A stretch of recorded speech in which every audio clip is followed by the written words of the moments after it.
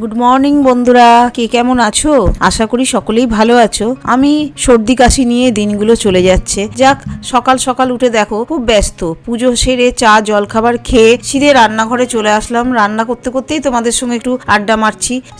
ভাত, মুগের ডাল, পোস্ত, বাঁধাকপির তরকারি রেডি হয়ে গেছে। এবার ছেলের খুব আবদার পালং পনির খাবো, তো পালং পনির না করে দিলে আজকে ভাত খাবে না। তো চলো, পালং পনিরের জন্য দেখো সমস্ত কিছুই আমার রেডি হয়ে রয়েছে। তারপরেই দেখো আমি তেল গরম করে ফুল ক্রিম পনির আমি হালকা করে ভেজে নিলাম। ভাজার পরেই আমি আবার ওই কড়াতেই আবার সরষের তেল খানিকটা দিয়ে দিলাম। দেওয়ার পরে আমি ওর মধ্যে বেটে রাখা আদা, গোলমরিচ, ধনে জিরে, গরম মশলা, কাঁচা লঙ্কা দিয়ে ভালো করে নাড়লাম। তার উপর নুন আর একটু মিষ্টি দিয়ে দিলাম, যে যেরকম পরিমাণ খাবে সেরকমই। তার মধ্যে দেখো পালং শাক আর ধনেপাতা পেস্ট করে রাখা মশলার ওপরে দিয়ে ভালো করে নেড়ে নিলাম। তারপরেই দেখো ফুটে উঠতেই আমি পনিরটা দিয়ে আবার একটু নাড়াচাড়া করলাম। নাড়াচাড়া করার পর আমার ঘরের গরুর দুধের ক্রিম তুলে আমি ক্রিম বানিয়ে রেখেছিলাম, সেটা ওপর দিয়ে একটু দিয়ে দিলাম। যেহেতু নিরামিষই খেতে খুবই টেস্ট লাগে।